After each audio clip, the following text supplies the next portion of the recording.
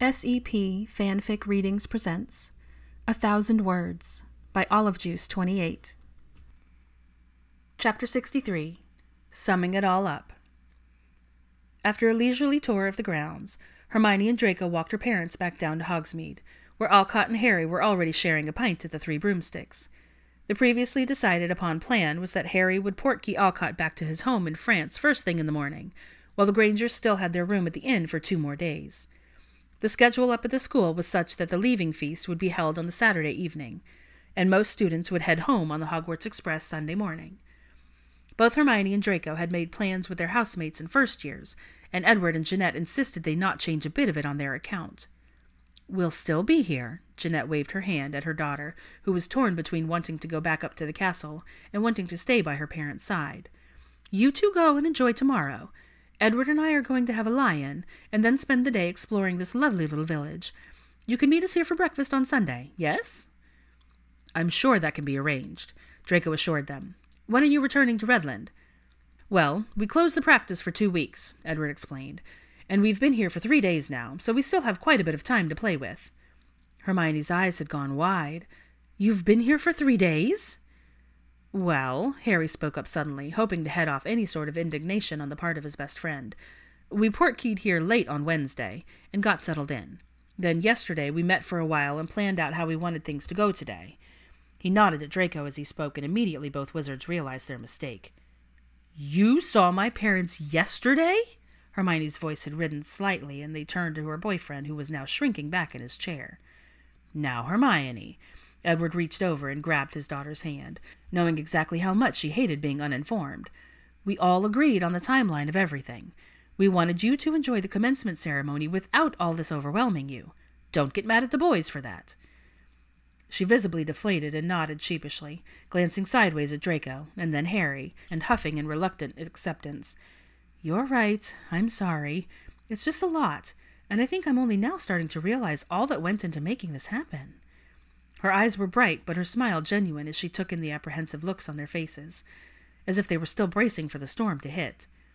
"Thank you," she said softly, and they both relaxed and grinned at her. A short while later, the young couple bid goodnight to Edward and Jeanette, and goodbye to Alcott, who was very happy to have been part of such a wonderfully successful endeavor, and perfectly glad to have Hermione owl him in the weeks to come with the myriad of questions she was sure to have. After smothering her best friend in one more hug, she and Draco linked hands and began their walk back up to the castle. A peaceful silence hung over them as they strolled, and he knew she was in deep thought over the events of that day. He was sure there would be an interrogation, probably more than one, in the days ahead, but he didn't mind in the least. He was actually rather looking forward to finally being able to tell her all about it, or at least the part of it that he'd had a hand in. He was contemplating when the best time would be to give her all of Alcott and Harry's letters when her voice broke the amicable quiet. "I love you," she said, and she halted on the path, still holding his hand, so he stopped as well, and turned to face her in the moonlight. She was staring at their intertwined fingers intently. "I love you too," he replied, surprised by the sudden declaration, but not unhappy to hear it. He could tell that she was struggling to find the words to express her thoughts by the tiny crease of her brow and the nibbling of her bottom lip.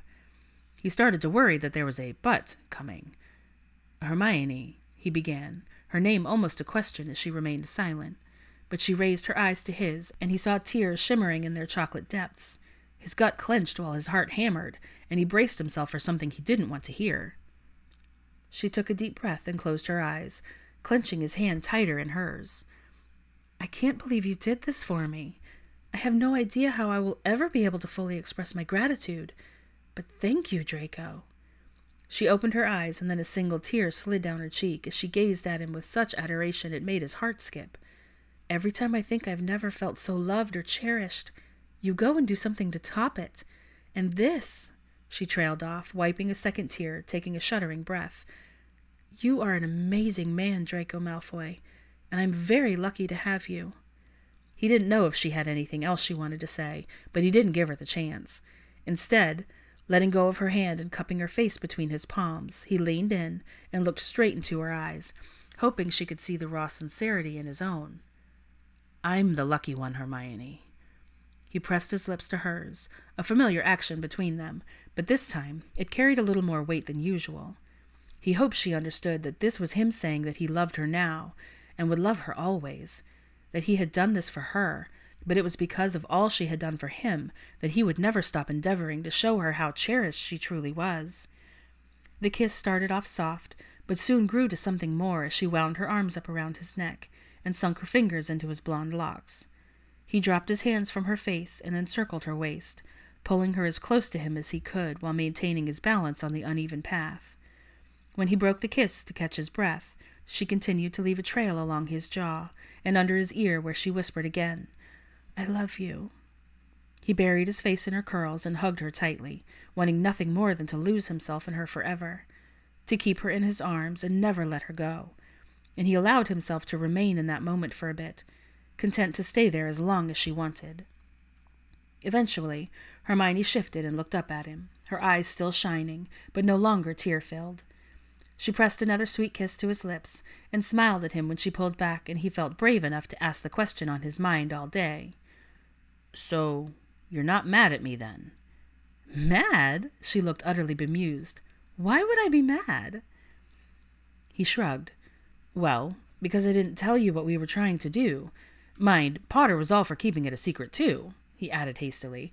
She shook her head and let out a small huff, and he felt somewhat lighter, knowing he hadn't mucked this up.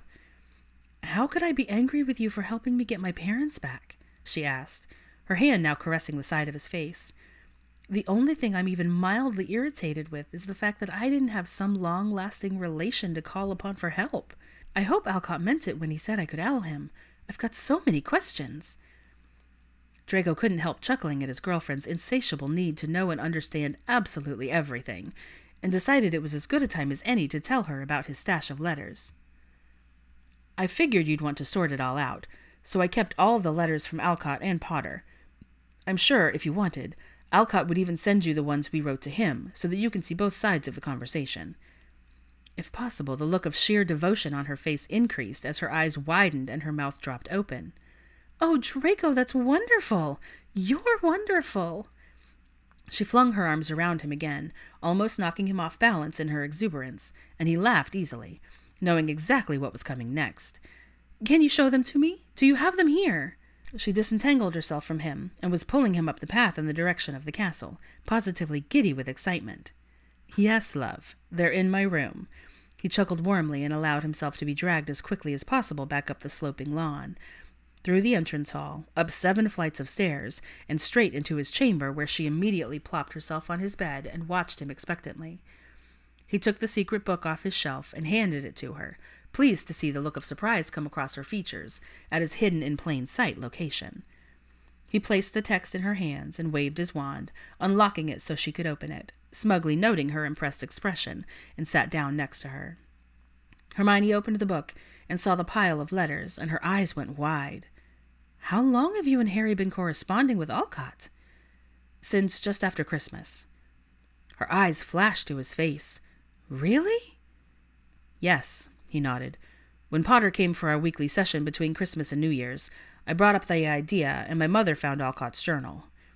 Draco stood and went back to the bookshelf, picking out a small, leather-bound book that he handed to her as he settled back down, this time comfortably propped up against his pillows. He knew they'd be there a while, and figured he might as well get comfortable as Hermione scooted next to him, already engrossed in his family members' meticulous notes.